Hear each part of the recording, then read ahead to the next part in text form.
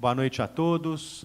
Sejam muito bem-vindos a mais uma sessão do programa Universidade Livre, da Academia Mineira de Letras. Meu nome é Rogério Faria Tavares, eu sou o coordenador da Universidade Livre, que hoje tem a grande satisfação de receber o professor Eduardo de Assis Duarte para falar sobre Maria Firmina dos Reis.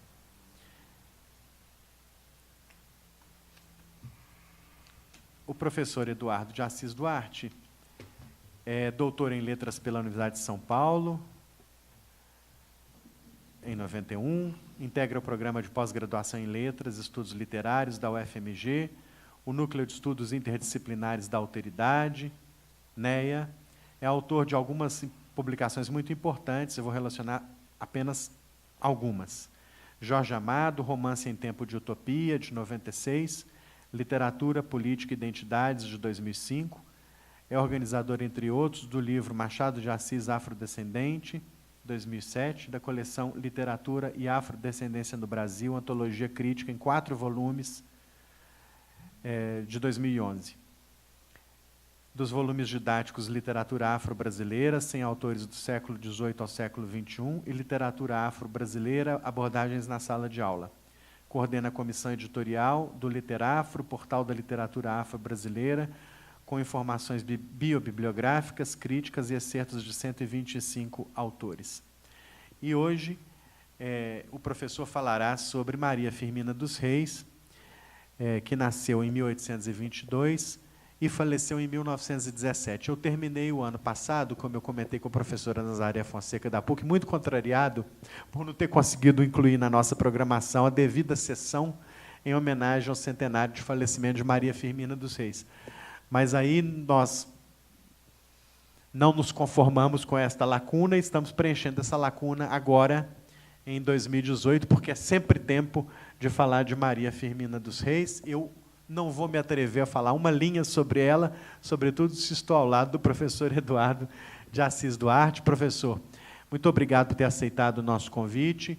Esta sessão está sendo gravada porque o seu conteúdo vai integrar o acervo audiovisual da casa para que os pesquisadores estudiosos do futuro tenham acesso ao que aqui foi dito nesta noite. Muito obrigado e a palavra está com o senhor. Boa noite a todas e todos presentes. Quero agradecer muito, novamente, o convite feito aqui pela Academia Mineira de Letras, através do nosso amigo Rogério Tavares. Quero agradecer também a presença de vocês. E começo dentro do meu tema, que é Maria Firmina dos Reis, precursora da negritude. É um fenômeno raro, né? A Maria Firmina é um fenômeno muito raro. É uma coisa impressionante a história de vida dessa mulher. Eu preparei aqui uns escritos, mas eu gostaria de fazer uma introdução muito rápida, fazendo umas contas com vocês. Vejam só, nós já estamos praticamente em 2019, né? Já estamos em abril, né? E, por pior que esteja sendo 2018, 2019 vem aí. Né? Em 2019, você tem 160 anos da primeira publicação desse livro aqui. É curioso a gente pensar o seguinte: entre a primeira edição, de 1859, e a segunda edição, de 1975, foram 116 anos. Esse livro passou mais de 110 anos, pelo menos, ignorado, desconhecido, esquecido. Muito bem. Da segunda edição para a terceira, que foi em 88, passaram-se 13 anos. Da terceira para a quarta, que foi em 2004, passaram-se 16 anos. Da quarta para a quinta, passaram-se 5 anos. Da quinta para a sexta, 8 anos. Não é? 2009 para 2017. 8 anos. Essa aqui é a sexta. Acabou. Viu, Sibéria? Os seus aí são os últimos. Da sexta para a sétima, foram 7 meses. 7 meses. Em 7 meses, esgotou-se uma edição de 2.000 exemplares desse livro, que está virando coqueluche. É o que a gente vê de pessoas jovens fazendo sites, fazendo páginas no Facebook para Maria Firmina, não é? Há todo o interesse, quer dizer, hoje há um levantamento junto ao site de teses e dissertações da CAPES, e são 26 trabalhos, entre doutorado e mestrado. A maioria deles de 2011 para cá. Então, o porquê? Acho que é uma questão a se pensar. Eu coloquei esse título, Precursora da Negritude, mas eu acho que eu deveria ter expandido um pouco mais o meu título para Precursora da Negritude e do Feminismo. Porque é impressionante como que a obra tem uma contemporaneidade, como ela é atual numa série de circunstâncias que eu vou tentar esclarecer aqui, pensar junto com vocês, para a gente dialogar depois. Qual a razão desse súbito interesse por este livro e por Maria Firmina dos Reis, em especial? Por quê? Por que ela virou um fenômeno do século XXI? O livro está indo agora, mês que vem, sai a 7ª edição, já com as correções todas relativas à questão do nascimento dela, que nós estamos reproduzindo. Eu fiz questão de reproduzir os documentos todos encontrados em São Luís do Maranhão do século XIX, em que ela pede para corrigirem a idade dela. Normalmente, as pessoas pedem para diminuir a idade. Não, ela pediu para aumentar. Não, eu não tenho só 22 anos. Eu estou passando em primeiro lugar nesse concurso aqui, mas eu tenho 25 anos. Eu não tenho 22 anos. Eu nasci em 22 e fui batizado em 25.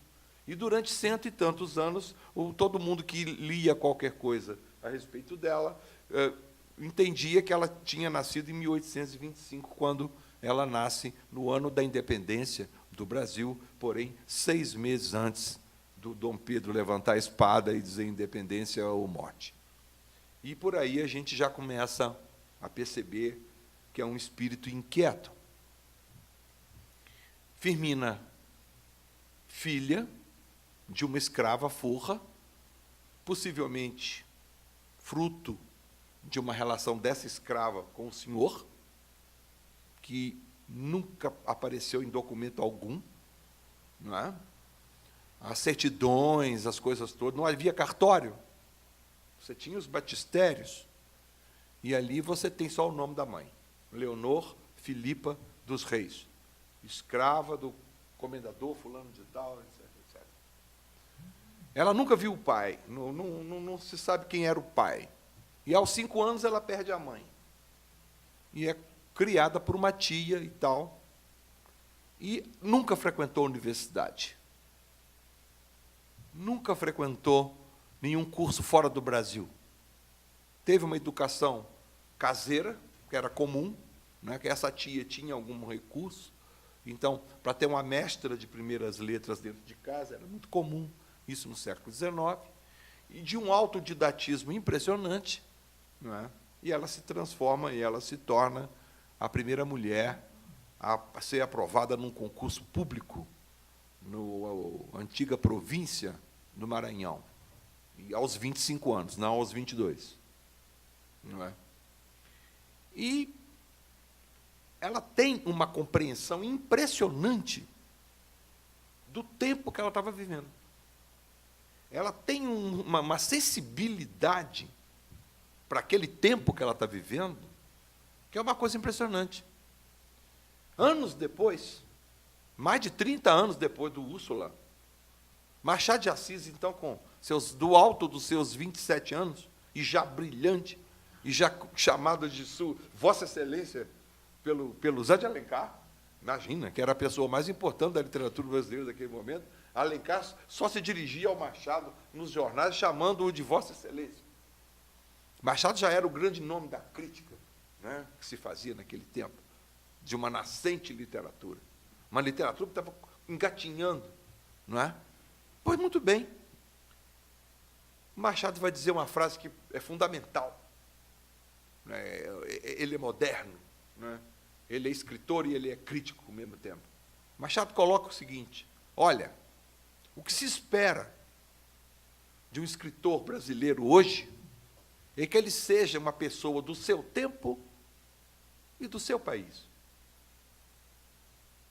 Mesmo que ele fale os assuntos os mais distantes, ele tem que estar de olho no seu tempo e no seu país. Ou seja, no espaço e no tempo, aqui e lá fora. E anos depois, para que ele dá completa a frase, ele diz: embora o que se escreva se dirija a todos os tempos. Gente, a Firmina faz isso 30 anos antes do Machado teorizar. Ela é a mulher do seu tempo e do seu país. Não tem outra explicação. É um fenômeno. Para vocês terem ideia, Guimarães fica no interior do estado do Maranhão. Hoje, para você sair de São Luís do Maranhão e ir para Guimarães, são 7 ou 8 horas de ônibus. Ou então você vai arriscar a vida atravessando a Baía de São Marcos, né, que é um mar agitadíssimo, onde Gonçalves Dias morreu no naufrágio. Não é? Muito bem. Essa senhora, lá desse interior, essa senhora tem um repertório de leituras que é uma coisa impressionante. A começar pela Bíblia, que ela cita indiretamente trechos bíblicos no romance e em outros escritos dela, de uma forma muito inteligente. Ela é uma grande leitora do que se publicava lá fora. Por quê? São Luís do Maranhão, na década de 60, São Luís do Maranhão vive um boom econômico em função da Guerra Civil nos Estados Unidos. O Maranhão é um grande, como o Piauí e região em torno, grande produtor de algodão. Com a economia do sul dos Estados Unidos paralisada pela guerra, quem é que vai fornecer algodão para as fábricas de tecido da Europa? O Brasil. Então, São Luís se desenvolve, havia 5, 6 jornais circulando na capital. Você tem um boom, não é, cultural também, com Gonçalves Dias, com Joaquim de Souza Andrade, com tanta gente mais, com o tradutor de Homero, esqueci que agora me escapuliu aqui, o tradutor da Odisseia de Homero é dessa geração, e muito mais outros grandes intelectuais. Não é? Muito bem, a Firmina ela está conectada com o seu tempo, e isso dá, pelo menos, mais uma tese de doutorado. Por quê? Vamos lá. Há uma onda literária no hemisfério norte, desde a Revolução Francesa e Americana, até meados do século, até entra por todo o século XX, uma grande necessidade dos negros colocarem no papel a sua vida. O Salomão Northrop, está aí os 12 anos de escravidão, é um exemplo. E como aquele filme, pelo menos mais uns 100 poderiam ser feitos. Porque são dezenas, eu diria que são mais de 100 livros autobiográficos, só no inglês, publicados nos Estados Unidos e na Inglaterra. O Frederick Douglass e tantos outros, e o Bakwakwa, o Mahoma Bakwakwa, é um africano que morou no Brasil 2 anos, e chegou aqui muito jovem, e aprendeu português, e apanhava toda a tarde, coitado, do padeiro português lá de Recife, que era o senhor dele.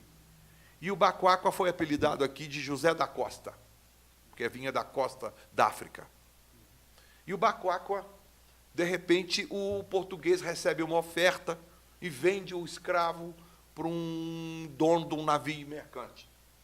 E esse sujeito, então, conhece todo o litoral brasileiro, fala de várias cidades, e chega um momento que o navio recebe uma encomenda para Nova York. E Bacoacqua vai no navio. E já sabedor de que aquele era um negro muito inteligente, o capitão do navio tranca Bacoacqua no banheiro lá do porão. Mas alguém foi lá e abriu a porta, e esse rapaz sai pelo cais do porto. Descalço, mal vestido, logo foi preso. Foi preso e o capitão, não, esse escravo é meu. E o delegado disse, olha, aqui em Nova York já não tem mais escravidão, não. Aqui não tem nada, mas eu estou em águas internacionais, eu estou no porto, não sei o quê, não sei o quê, não sei o quê. O senhor tem que arranjar um advogado. E enquanto os advogados discutiam lá, certa noite, todos os carcereiros eram negros, alguém abriu a porta e Bacoacqua foge. E vai para Detroit. E tem uma longa história, que eu não vou resumir aqui, porque o assunto aqui é Firmina. E Bacoacqua, já de não mais José da Costa, mas agora Mahoma Gardo Bacoacqua, vai para o Haiti, aprende francês, e é alfabetizado em inglês por um pastor mormon que o ajuda a publicar suas memórias. E Bacoacqua publica as memórias dele em 54, 5 anos antes da Firmina. Gente, o que tem de semelhança da autobiografia do Bacoacqua com cenas que a Firmina coloca no romance dela é uma coisa impressionante. Então, são esses exemplos que eu só estou tentando situar aqui um contexto, e, nesse contexto, o que ocorre? Você vai ter centenas, eu diria, computando aí, do Equiano, que é de 1789 até o fim do século XIX, você tem mais de 100 livros de autobiografias de ex-escravos. Nos estudos nos Estados Unidos, esse fenômeno tem o nome de Slaves Narratives. Muito bem. Aqui e ali, você tem uma ficção, porque era o importante para a campanha abolicionista, que leva os Estados Unidos à guerra, e que leva a Inglaterra a pressionar o Brasil, etc., etc., etc. Não é? Essa opinião pública, tanto inglesa como norte-americana, estava sendo fortemente bombardeada com a publicação dessas Slaves Narratives, que eram histórias de vida.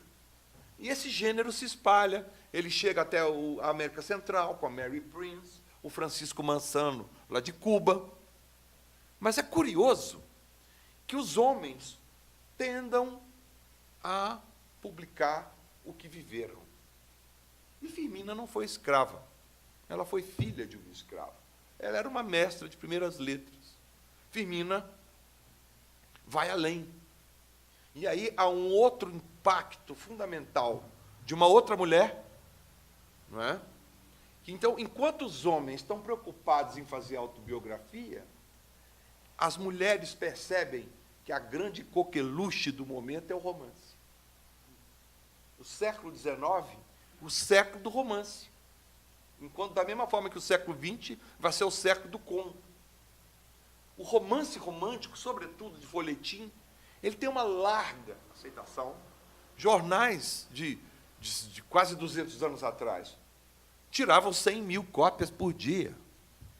Em 1830, você tem vários jornais em Paris que tiravam 100 mil por dia, à custa da literatura, porque tinha o capítulozinho lá do romance que, na hora que o sujeito ia enfiar a faca no bandido, tchum, corta.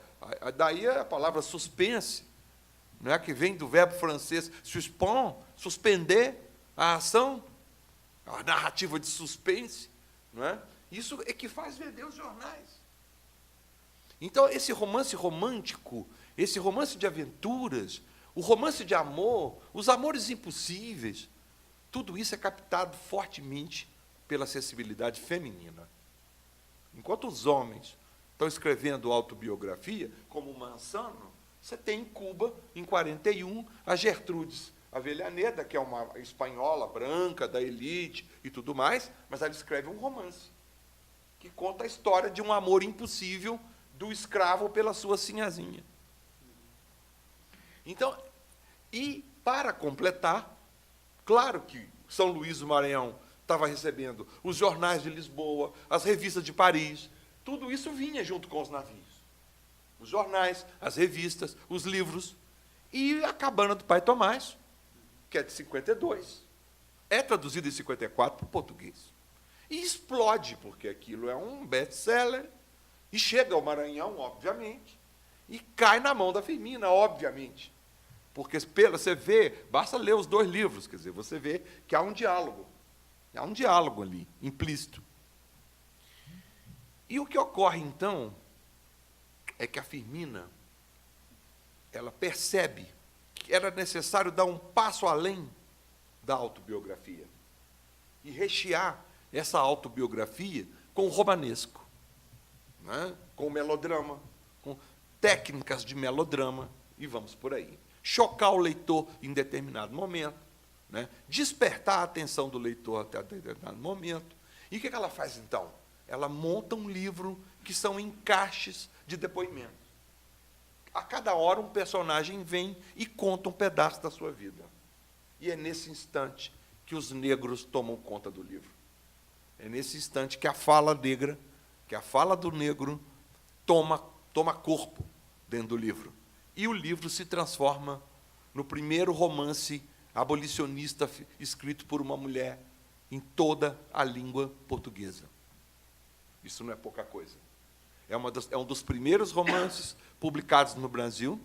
Não podemos esquecer, né, que O Filho do Pescador, que é considerado o primeiro romance brasileiro, é de 43. Né? Então, já na década seguinte, você vai ter esse fenômeno chamado Úrsula.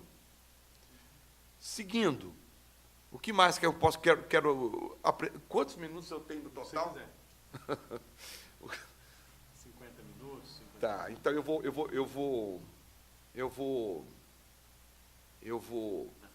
vou passar para a leitura, então, que eu tenho vários apontamentos para chegar.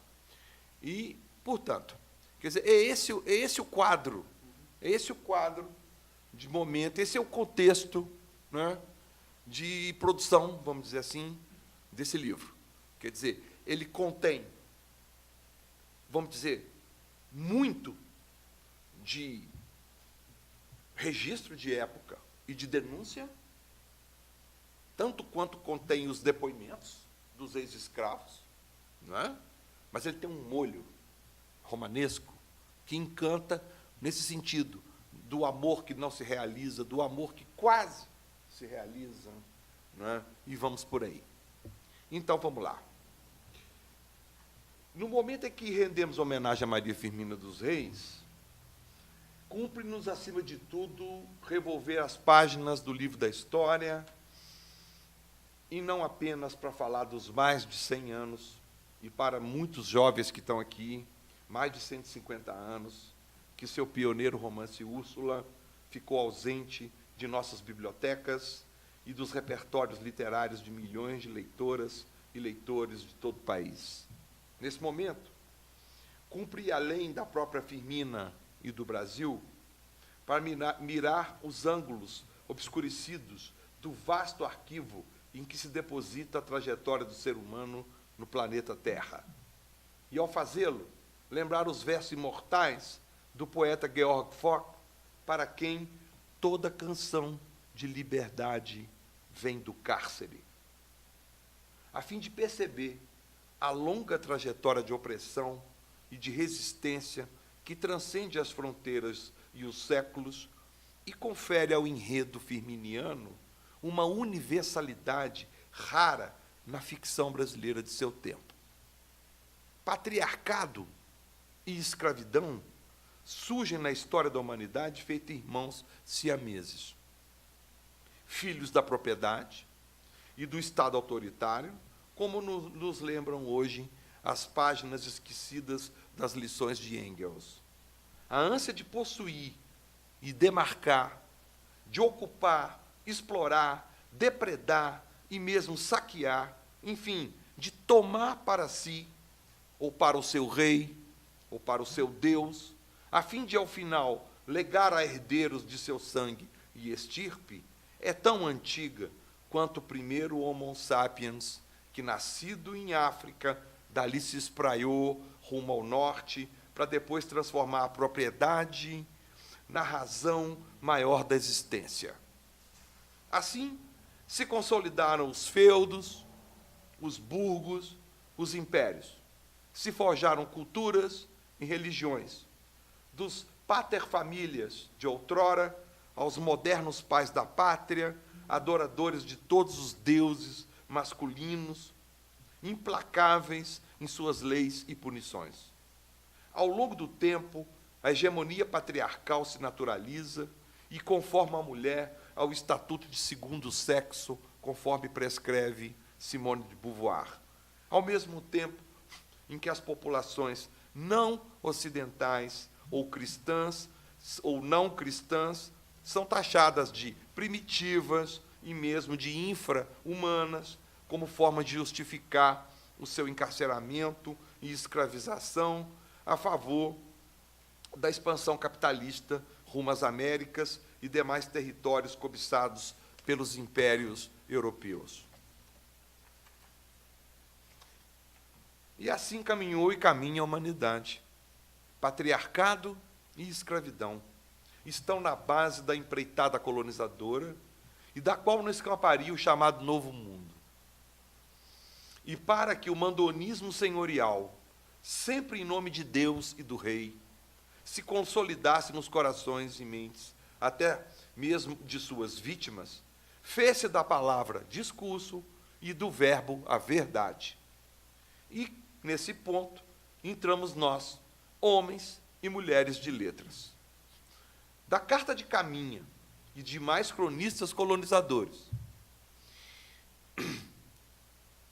até aos sermões de Vieira e as cartas escravocratas de José de Alencar, publicadas na imprensa, passamos por o Guarani e Iracema, ao lado do demônio familiar e da escravizaura de Bernardo Guimarães, que tivemos que ler em nossos bancos escolares e, pior, repetir e repetir a tarefa como professores de literatura. Nesse contexto, não custa lembrar a celebração alencarina do patriarca e do patriarcado em O Guarani, na medida em que o narrador não apenas entroniza Dom Antônio de Maris como herói, mas confere endosso ideológico ao poder e à autoridade absolutos do senhor de Baraço e Cutelo, não é?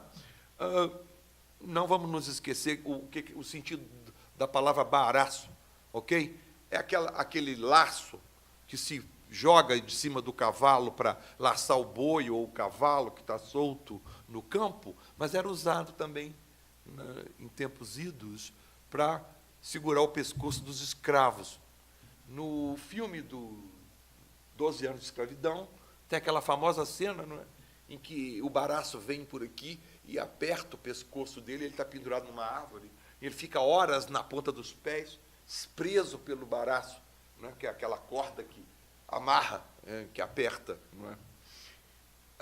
Quando José de Alencar põe o senhor de escravos como herói, o que eu concluo? Não é? Ou seja, Dom Antônio de Maris, a narrativa de Alencar não diferencia os uvos correntes do baraço, instrumento utilizado tanto para o aprisionamento do gado ou das feras encontradas nos matos, prendendo-os pelo pescoço, quanto para cessear os movimentos dos escravizados, possibilitando até mesmo levá-los ao enforcamento. Mas o mundo gira, né? E, como disse o poeta, as canções de liberdade nascem dos sótãos e dos porões, onde a injustiça, a violência e a morte mostram suas faces. O mundo gira e nos faz chegar a Maria Firmina dos Reis. E ao lado dela, há um punhado de outras mulheres negras que se dispuseram a fazer da palavra escrita instrumento não só de entretenimento, mas também de denúncia e de resistência. Lembro, então, dos poemas da africana escravizada Phyllis Westley, que inaugura a escrita feminina negra na língua inglesa em 1773, que inaugura também a afro-caribenha Mary Prince, nascida e escravizada nas Bermudas, que, após escapar do cativeiro e chegar à Inglaterra, publica em Londres, em 1831, seu livro de memórias, considerado o primeiro relato pessoal de uma mulher escravizada impresso no Reino Unido, em 1831. Ainda no campo do memorialismo, não se pode deixar de mencionar a americana Harriet Jacobs, nascida e escravizada na Carolina do Norte, em 1813, que, depois de 7 anos de suplícios seguidos e de fugas, publica sob o pseudônimo de Linda Brent, não é, a sua autobiografia em 1861, 2 anos depois do Úrsula. Adentrando no campo da ficção, posso mencionar também a afro-americana Frances Harper, ficcionista, poeta e jornalista, que, a partir de 59, adota o pseudônimo de Jane Rustick e publica na imprensa uma série de textos abolicionistas denominados fancy sketches, em que expõe a desumanidade da escravidão. Militante da causa negra, Frances Harper é considerada a mãe do jornalismo afro-americano, sendo também destacada como a primeira mulher negra a publicar um conto nos Estados Unidos em 1859. É impressionante esse ano como é que tem essas coincidências, não é? E não podemos esquecer da Harriet Wilson, que é uma outra escritora também, negra, americana, que também publica em 1859 Our Neg, ou Nossa Neguinha, que conta a história de uma menina de 6 anos que é doada por uma família branca e que a escraviza indiretamente ali, impondo a essa criança trabalhos desumanos e muito castigo físico. Esse livro, em português, Nossa Neguinha, está recebendo uma tradução aqui em Belo Horizonte, e a gente espera estar com esse livro sendo publicado brevemente também. É uma coisa extremamente impactante, mas é um texto de feição nitidamente autobiográfica. Não é? Em praticamente, eu vou pular aqui um pedacinho para não cansar muito os ouvidos de vocês, mas em praticamente todos esses textos, a representação do modo de produção escravista se empenha em graus e níveis distintos, é claro, em expor também as chagas da submissão feminina, num instigante entrelaçamento discursivo entre abolicionismo e feminismo. Mas em nenhum deles a interseção entre etnicidade, gênero e condição social se explicita tão fortemente quanto em Úrsula, de Maria Firmina dos Reis. E podemos aqui levantar a hipótese de ser essa contundência, sem dúvida alguma militante, uma das causas do secular silenciamento imposto ao livro, excluído até hoje, dos manuais de história da literatura brasileira. Além de ser o primeiro romance abolicionista da língua portuguesa de autoria feminina, bem poucos enredos brasileiros do século XIX,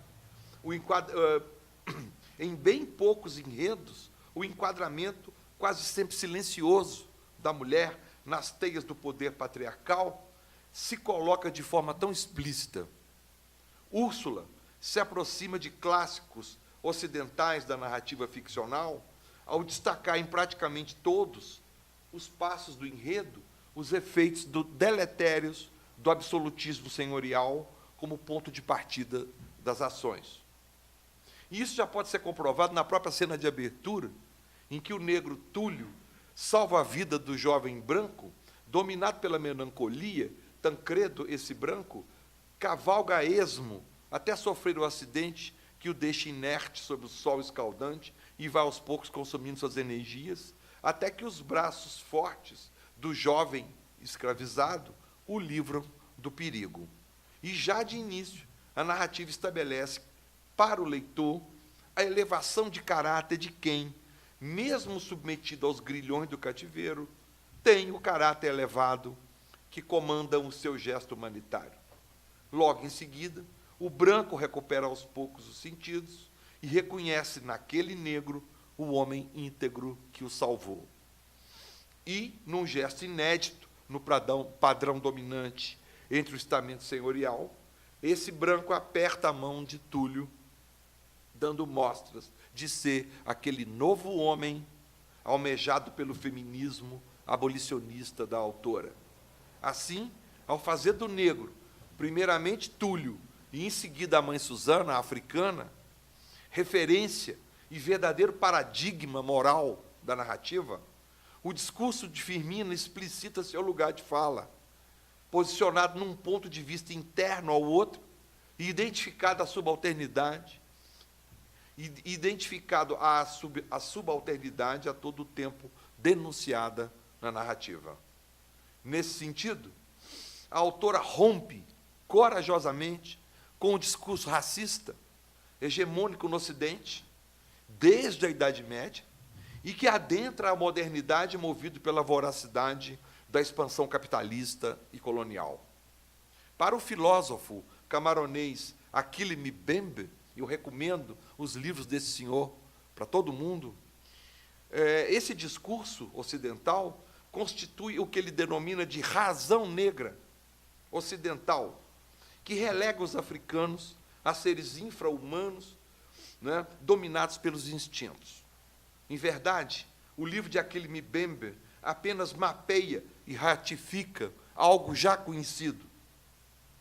Do ponto de vista histórico, está estabelecido que da mesma forma que o Oriente sempre foi uma construção do Ocidente, para ficarmos aqui nos termos de Eduardo Said, o negro, tal como representado na Europa, sempre foi uma construção do branco interessado em explorá-lo.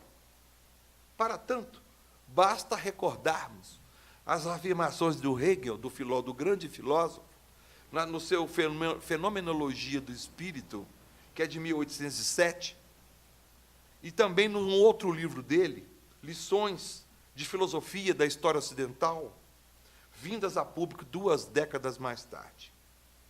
As lições hegelianas simplesmente excluem a África do chamado espírito universal, ou seja, da civilização, pela suposta incapacidade de seus habitantes em atingir a ideia da razão. Estou citando. Vista etnocentricamente como mundo criança, envolto na negrura da noite, a África estaria mergulhada na ignorância e no canibalismo, sem cultura e sem religião, submersa na arbitrariedade sensual que aproxima humanos de animais.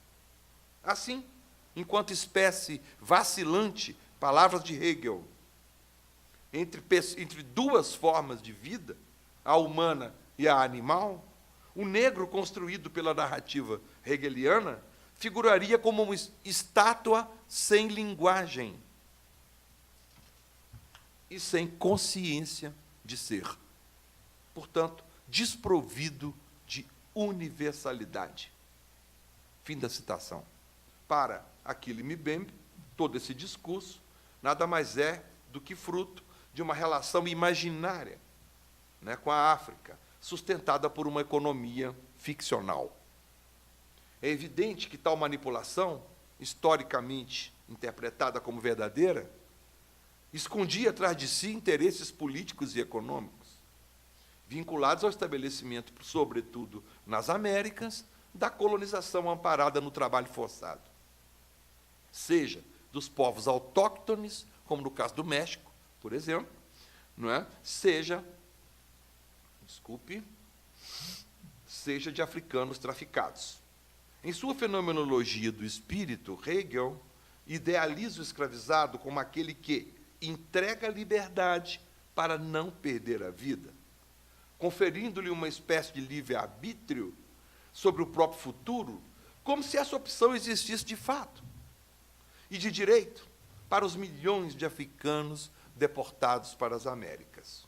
Em outro escrito de sua autoria, A Filosofia do Direito, acrescenta o filósofo, e eu cito: se um homem é um escravo, sua própria vontade é responsável por sua escravidão. Assim como é sua vontade a responsável pela sujeição de um povo. Portanto, a injúria da escravidão não se deve simplesmente aos escravizadores ou conquistadores, mas também aos próprios escravizados e conquistados. Fim da citação. Os excertos citados, largamente conhecidos, falam por si e dispensam maiores considerações. Fiquemos por aqui em termos de discurso eurocêntrico.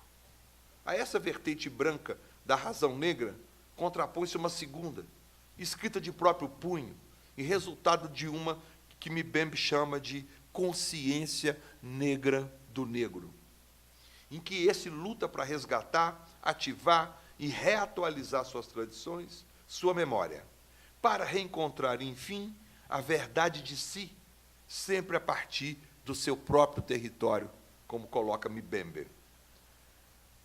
A nova corrente se fortalece nos abolicionismos do século XIX, mais tarde no anarquismo, no marxismo e demais movimentos anticapitalistas.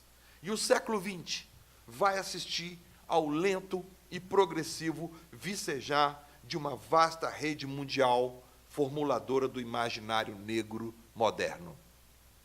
Mas antes disso, isso é o século XX, Maria Firmina dos Reis, mulher do seu tempo e do seu país, irmana-se aos seus contemporâneos e contemporâneas do hemisfério norte, mas também da América Latina e do próprio Brasil, para inscrever sua discordância frente à razão negra ocidental. E assim, o poder patriarcal é encenado na e pela perspectiva das suas vítimas. Se Túlio tem subtraído a liberdade por um sistema que o priva do livre-arbítrio, Tancredo, embora branco e livre, sente o peso da autoridade senhorial, que não hesita em trair o amor e a confiança do próprio filho. Ele foi traído pelo próprio pai, não é? Mandando para longe com a ardilosa intenção de seduzir a mulher que este amava e com quem tensionava se casar. Então, o mesmo poder que oprime o negro, oprime a mulher, né? A vontade do Senhor, ela é absoluta. Tudo isso pode soar ingênuo e risível aos olhares contemporâneos. Mas, há um século e meio atrás, vigorava como leitmotiv romântico, louvado em todas as literaturas. Misto de incesto e pedofilia, o mesmo se repete com o tio de Úrsula, vilão, né, do romance. Além de escravizar, torturar e assassinar os negros, que não considerava seres humanos, o comendador investe com a mesma prepotência sobre a sobrinha, a essa altura já apaixonada por Tancredo. E após tramar a morte do próprio cunhado, né, e tudo isso depois de deixar a própria irmã entrevada anos num leito após tramar a morte do próprio cunhado. Ao final, o comendador não hesita em matar Tancredo logo após a cerimônia de casamento deste com Úrsula, como forma de demonstrar o absolutismo de seu desejo e a inviolabilidade da vontade patriarcal. Então, você vê que o romance é apimentado o tempo todo com essas cenas de violência, né? Cenas, inclusive, de tentativa de estupro, né? Isso tudo apimenta a narrativa, e isso tudo faz parte de uma estética romântica de época, que naquela época era levada muito a sério, e que ainda deixa resquícios hoje na grande produção da indústria cultural, nas novelas da televisão, e vamos por aí. Maria Firmina constrói uma trama em que o poder hediondo do Senhor se abate sobre todos e não poupa ninguém. A mulher, o escravizado e até o próprio herdeiro. E, mais uma vez, Firmina se apropria da dicção romântica, hegemônica, em seu tempo, para encenar os dramas da subalternidade. E o faz, apropriando-se, sobretudo, do discurso cristão, a fim de demarcar a violência patriarcal como pecaminosa. Na axiologia subjacente, né, o sistema de valores subjacente, a trama desses de fortes tons folhetinescos, afinal, aliás, de fácil aceitação entre leitoras e leitores, A violência patriarcal fere as leis do cristianismo, tanto quanto a violência dos traficantes que lucram com a mercadoria humana trazida nas sepulturas em que foram transformados os porões do navio negreiro. E é o que fica explícito quando a narrativa dá espaço ao relato da africana, Mãe Susana, que ocupa todo o capítulo 9. Eu vou pular esse pedaço, porque já estamos no adiantado aqui, e, na verdade, vou tentar aqui fazer uma síntese para mostrar para vocês que o eixo principal, portanto, do romance é a crítica não só ao modo de produção escravista, e é interessante a gente reparar, né, que as pesquisas historiográficas já publicadas, o trabalho, por exemplo, de historiadores do porte do professor João José Reis, estão aí publicados, não é? Que ocorre, a partir de um determinado momento, os principais traficantes são os brasileiros. Não são chamados tanto assim, porque tudo era colônia portuguesa, quer dizer, território de ultramar, não é? Mas, por exemplo, o Dom João VI, quando saiu de Portugal, fugido lá das tropas do Napoleão, e atravessou o Atlântico, escoltado pela esquadra inglesa, Dom João VI parou uns 15 dias em Salvador, para poder descansar e recuperar as energias, e ficou hospedado aonde? No palacete do principal traficante de escravos da Bahia. E vamos por aí. Quer dizer, então, a questão toda, de toda uma economia fundamentada na vontade patriarcal, é que, para mim, é o grande achado do livro. Porque o livro está colocando, o livro está criticando todo um sistema, né, de exploração que exercido abertamente sobre o negro, mas também sobre a mulher. E aí eu acho que está a grande explicação, né, para a diminuição cada vez maior do intervalo da sexta edição para a sétima, você demorar apenas 7 meses, quando da primeira edição para a segunda edição demorou 116 anos. Né? Então, e isso hoje a partir do momento que você tem uma filósofa como a Angela Davis, com toda a teoria dela da interseccionalidade de gênero e condição racial, de gênero e etnicidade, quer dizer, a Maria Firmina está colocando isso com 1,5 século de antecedência. Não é? O mesmo sistema que oprime o negro, oprime a mulher. E é preciso refazer esse sistema, porque esse sistema é pecaminoso. E ela usa, portanto, o discurso bíblico, ela usa o discurso cristão para encostar a Igreja Católica na parede. Por quê? Porque a Igreja Católica era conivente com a escravidão. Os escritos de época, de petições, de advogados que saíram publicados, isso está publicado, está nos arquivos. Basta você ir atrás de artigos de jornal publicados em São Paulo nessa época. Por exemplo, como um advogado como Luiz Gama, que também publica o livro dele, não é? E no mesmo ano da Firmina, 1859, são inúmeros os textos que dizem que os bispos, que os padres também tinham escravos. Não é? Nós fizemos a pesquisa aqui com o Dom Silvério, aqui em Mariana, o Dom Silvério Gomes Pimenta. Dom Silvério é o primeiro arcebispo negro do Brasil.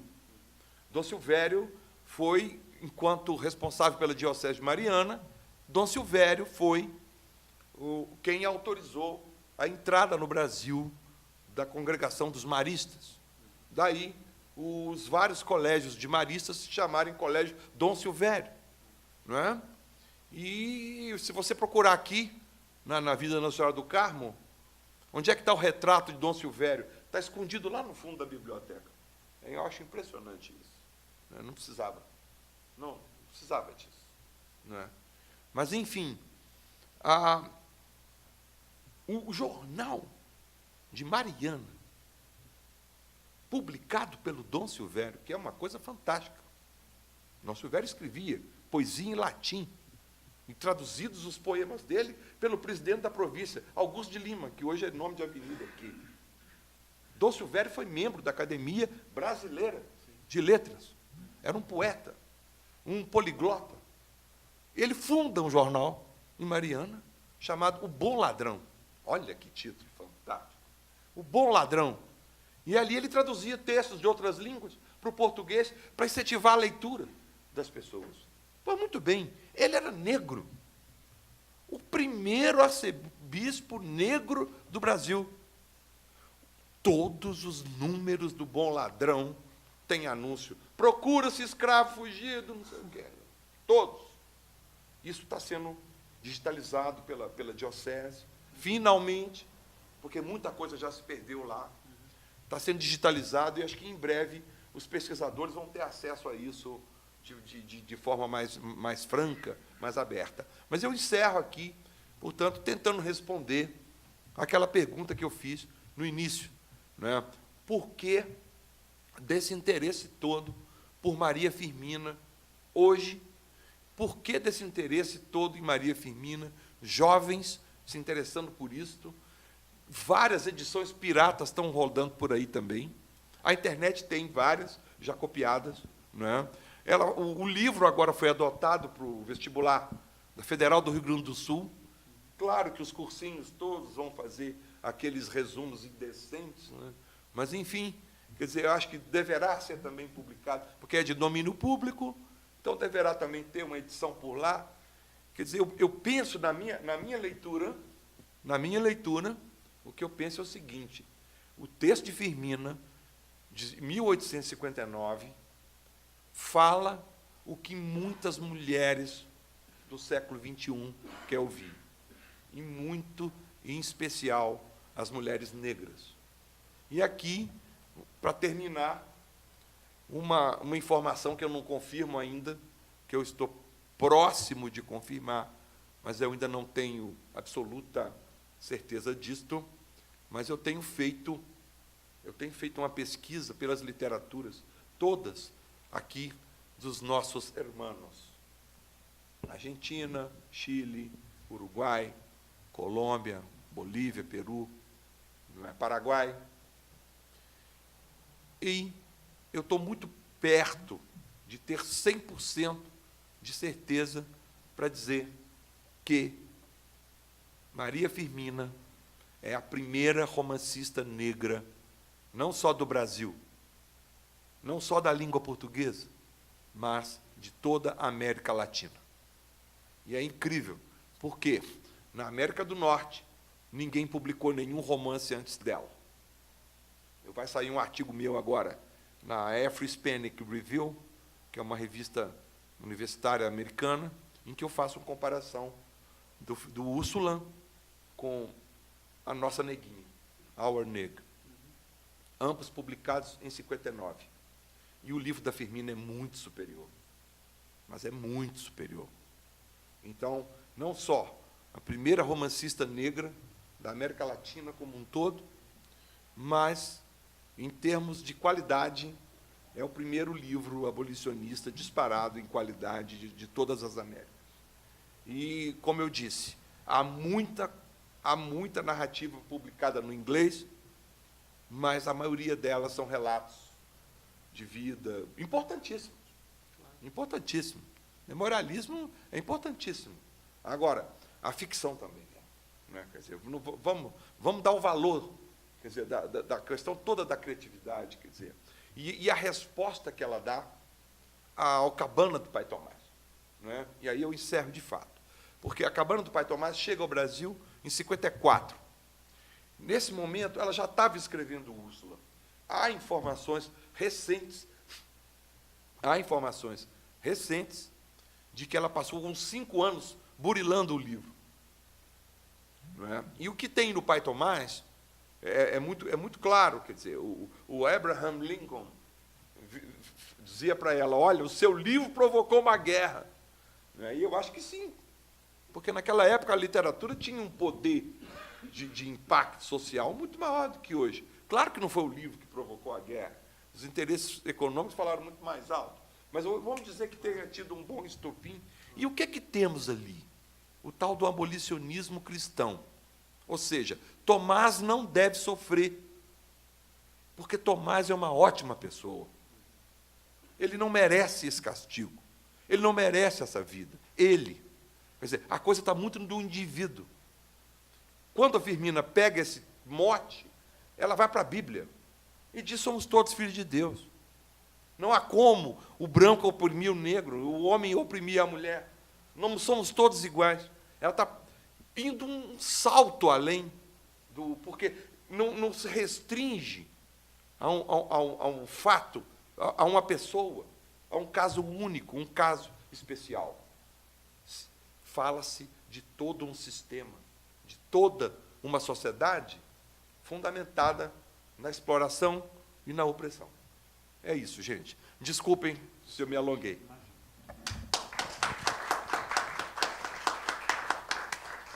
Muito obrigado, professor Eduardo, por essa bela aula sobre Maria Firmina. Como é de praxe agora, o microfone está aberto para quem quiser se manifestar.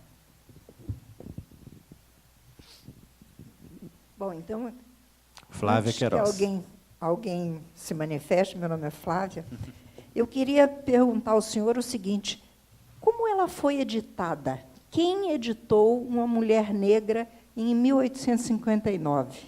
Perfeito. Esse é um mistério. Tipografia maranhense.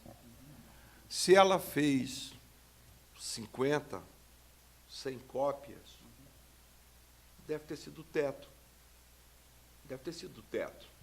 Porque, embora você tivesse uma efervescência, na Roma Negra, todo aquele mito que tem em torno do Maranhão, nesse momento, com Gonçalves Dias, com tudo isso, né?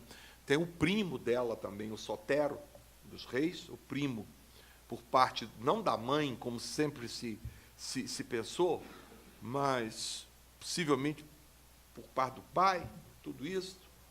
O que ocorre? Há uma comunidade, né, o Parnaso Maranhense. Há uma antologia que sai 2 anos depois, intitulada Parnaso Maranhense, com vários textos de poetas e ficcionistas daquele momento do Maranhão, e ela está presente. E o Sotero também. Então, há toda essa questão dessa tia melhor situada financeiramente, desse primo gramático, que, enfim, os casamentos, quer dizer, a coisa da bastardia, não é? Quer dizer, você tem um filho que não é reconhecido pelo pai, mas alguém acolhe aquela criança, e enfim, tem essa tia, tem esse primo. O fato é que, até onde se sabe até hoje, há muita coisa ainda imprecisa. Inclusive, eu não toquei nisso aqui, mas, veja bem, não existe foto, não existe imagem de Maria Firmina dos Reis verdadeira, nenhuma. Durante muitos anos, circulou pela internet uma foto de uma outra mulher, não é? A Maria Benedita Bormann, que já pelo sobrenome, descendente de alemães, gaúcha, não é? Mas que publica também, nesta mesma época, lá no Rio Grande do Sul. Essa Bormann circulou o rosto dela como se fosse da Firmina, e não é. Esse jornal aqui, quem quiser depois dar uma olhada, é um caderno aqui do Estado de São Paulo, que saiu por ocasião em julho do ano passado, perdão. Então, tem esse busto da Firmina, que estava numa praça pública lá do Maranhão, e hoje está dentro do museu, porque ele é completamente infiel. Inclusive, jamais Dona Firmina posaria com estes seios à mostra, quase, essa coisa toda, muito século XX. Isso não tem nada a ver com o século XIX, não é? Isso, as mulheres do século XIX não se vestiam assim. Mas, enfim, é uma coisa impressionante nesse sentido, não é? É uma coisa impressionante nesse sentido. Há algo que há muito ainda que se compreender como que ela consegue publicar, né? 2 anos depois, ela é incluída numa antologia em que estão os principais nomes da literatura maranhense daquele momento. Então, acho que ela era respeitada, e essa edição não saiu em folhetim. A tipografia que publica, a Tipografia Progresso, não é? Que também publicou a mesma antologia Parnaso Maranhense, tá? Essa tipografia, ela deve ter parcelado isso.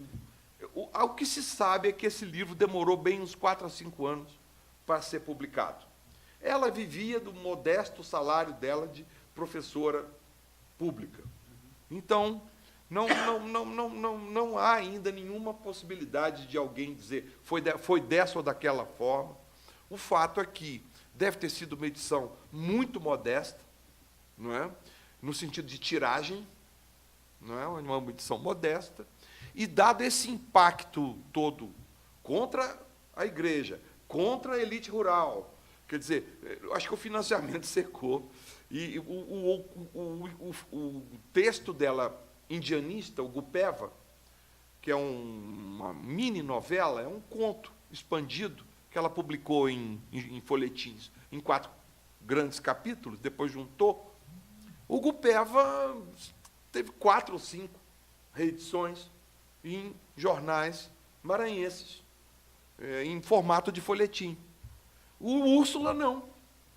Então, há uma coisa curiosa, e eu penso que é por esse conteúdo explosivo do livro, não é? Mostrando o branco tirando a luva e cumprimentando o escravo, apertando a mão. Qual é o senhor de escravo que fazia isso naquela época? Quer dizer, há uma série de provocações ao establishment daquele momento, fundamentada no cristianismo. Então, ela faz a coisa muito bem articulada e vai pensando toques de folhetim e faz um romance que tem princípio, meio e fim, um romance encaixadinho, direitinho, etc. E tal. Flerta com o gótico, com essa coisa do velho querer se casar com a sobrinha, quer dizer, é uma mistura enfim, todos esses desvios depois que Freud vai estudar, não é? Enfim, essas questões todas, quer dizer, fazem com que o livro, não é, se dirija a todos os outros tempos. Porque ele teve essas edições todas, quer dizer, teve a edição na onda feminista de 70, no Brasil, ele está lá. Não é? Em 88, com o centenário da abolição, outra edição. Depois, início do século XXI, o resgate das escritoras brasileiras, que é uma coisa impressionante. Quer dizer, o trabalho do GT Mulher na Literatura, por exemplo, é um trabalho impressionante, que começa no fim do século, do século XX e entra pelo XXI, com as antologias de escritoras do século XIX, que você imaginar que a história da literatura brasileira só tem 2 mulheres em todo o século XIX, e que a pesquisa mostrou que são 176, e que 174 ficaram de fora. Quer dizer, então, esse resgate da escrita feminina do século XIX também, né, que ganha grande impulso a partir do ano 2000, com a publicação dessa antologia, não é? Acho que há todo um interesse na academia também, e isso já vem de 30, 40 anos atrás, quer dizer, desde os anos 70, que, sobretudo no hemisfério norte, a universidade se volta muito para essas questões sociais, né? As questões de gênero.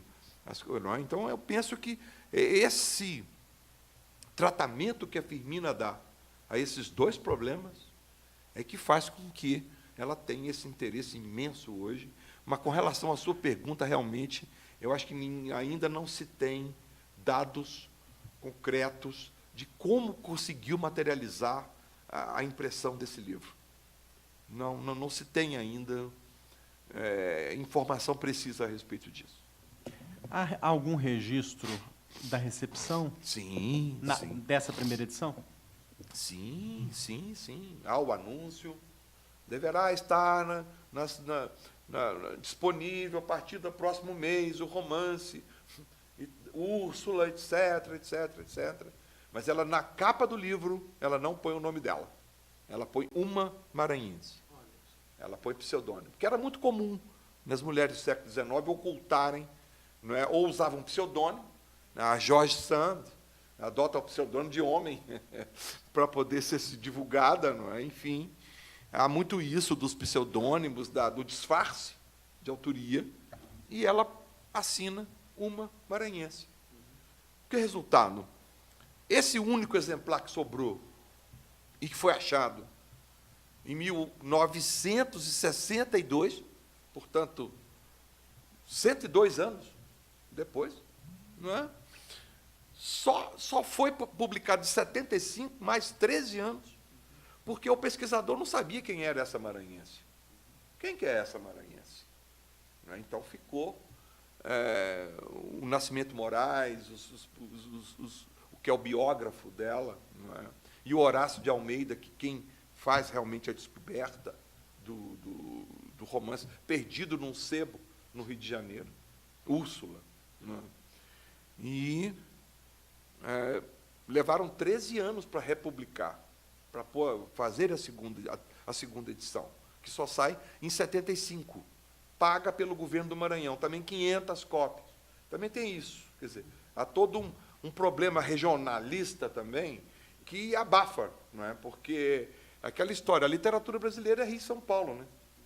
Quer dizer, eu digo sempre isso, eu não me conformo, porque ninguém nunca ouviu falar de literatura paulista, não? Literatura carioca, ninguém nunca ouviu falar. O que se faz ali é literatura brasileira, mas a partir dali, aí você tem literatura gaúcha, mineira, baiana, goiana, pernambucana, e vai por aí, maranhense, etc.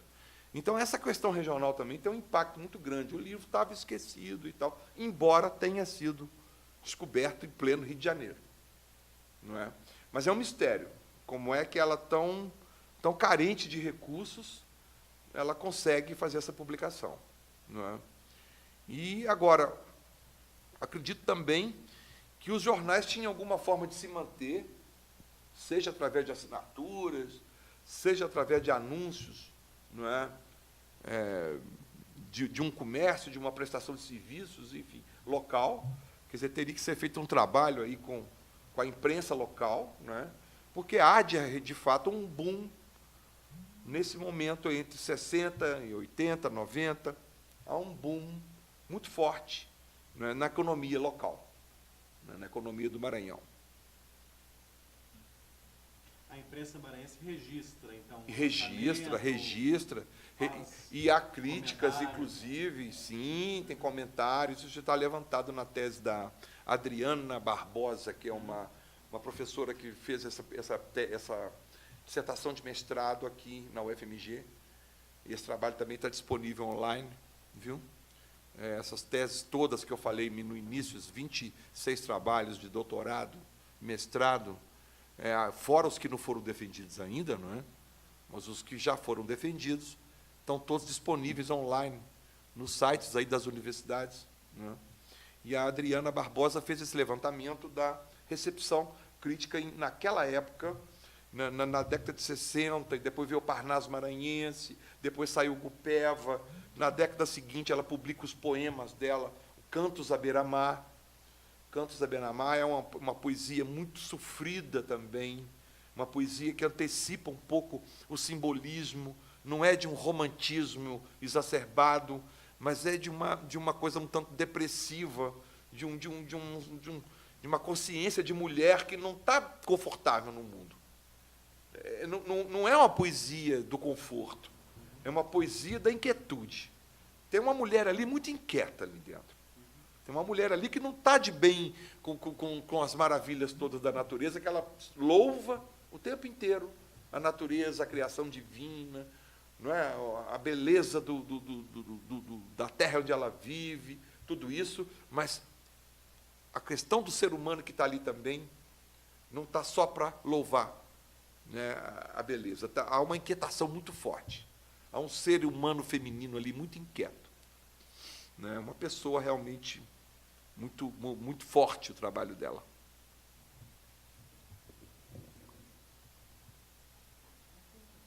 Alguém quer perguntar mais alguma coisa?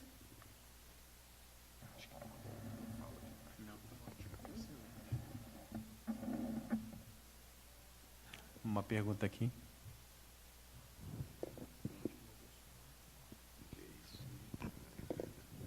Boa noite. Eu gostaria de saber, estava aqui te escutando e pensando se Firmina ela é tão dentro de vários tempos assim. Queria saber se por acaso a gente pode relacionar o que houve com Marielle dentro de Úrsula ou na vida mesmo de Firmina, ou se é só viagem da minha cabeça mesmo. Eu acho que a Marielle nós não podemos esquecer, não é? A Marielle é uma vergonha para nós, brasileiros. O assassinato da Marielle não pode ser esquecido, não pode ser apagado, porque é uma página de brutalidade, não é? Muito forte. É curioso, porque quando a Firmina dá a palavra para a africana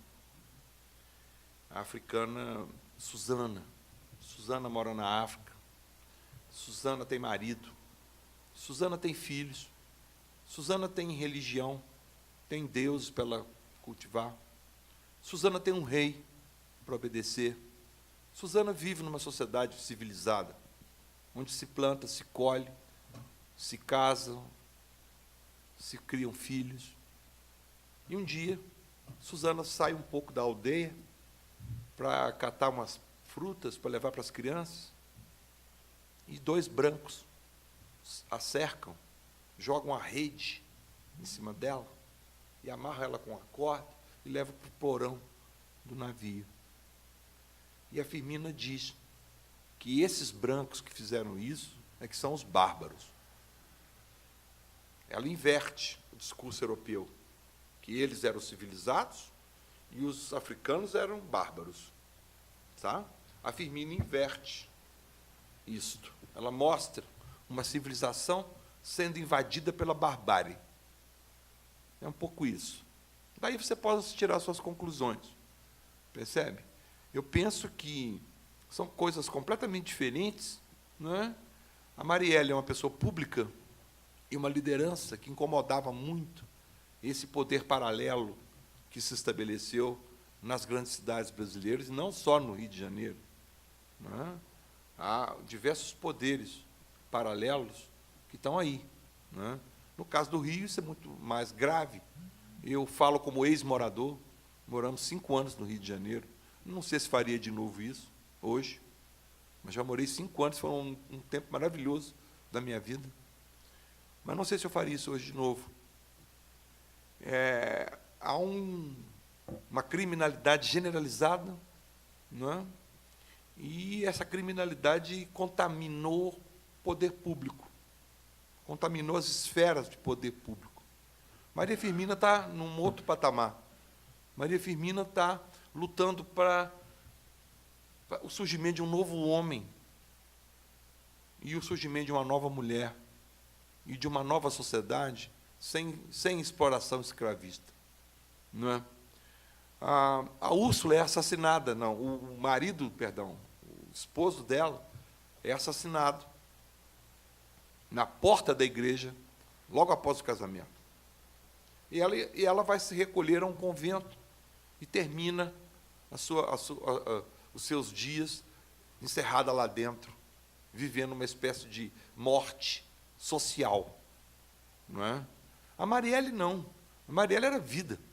Marielle era uma mulher que estava, não é, justificando os 40 e tantos mil votos que ela teve. Não é? Então, a morte da Marielle não é uma morte social. Eu diria que ela é uma morte biológica e física só, mas socialmente ela não morre, porque o exemplo dela vai ficar. Não é? Acho que muitas outras Marielles vão surgir. Mas que há conexões, quer dizer, enfim, tem pessoas que se consideram donas de determinados pedaços, não é? Do território, e não só da terra, mas de tudo que está ali dentro. É o velho ditado patriarcal, tudo que está na terra é da terra, eu sou o dono da terra, isso aqui é meu. O Rio de Janeiro tem territórios dominados por senhores, que não usam chicote, mas usam armas poderosíssimas. Não é? Enfim, Úrsula não é um livro inocente, mas não é mesmo. Úrsula tem muita violência. Quase acontece um estupro. Não aconteceu, mas chegou perto. Percebe? Houve um momento em que o velho tio respeita a sobrinha. Não é? Não se sabe por quanto tempo. Não é? Ele está apaixonado por ela. Não é? Há toda essa questão toda da violência. E quando a violência explode, o que ocorre é o mais fraco. Não é? O mais fraco é que é a vítima. Não sei se eu te respondi, eu estou aqui tentando conectar, né, um fenômeno com o outro, mas é um pouco isso. É um pouco isso. Quer dizer, a violência está aí, ela sempre existiu. Para quê? Né? Para sustentar determinado poder. Determinado poder. A violência não é gratuita. A violência é intencional. Ela cumpre objetivos. Né? Se não fosse assim, não haveria guerra. Não é verdade? Então, é preciso parar com essa violência. Não sei como. Sei não. Não sei se te respondi. Acho que tá bom. Muito bem, eu queria agradecer muito a presença de todos, especialmente do professor Eduardo de Assis Duarte. Foi uma belíssima noite, eu aprendi muito. Tenho muita alegria em ter agora essa palestra integrada ao nosso acervo da academia, ao acervo audiovisual, porque ela com certeza vai ser muito útil para pesquisas e estudos que se farão daqui para frente. Eu quero só saudar a presença da professora Constância Lima Duarte, que aqui está, e que em breve falará nesta casa sobre Nísia Floresta. Então, consultem sempre nosso site, nosso Facebook, porque nós teremos uma programação muito intensa. Professor, mais uma vez, obrigado, e aplauso para o professor, por favor. Obrigado, obrigado.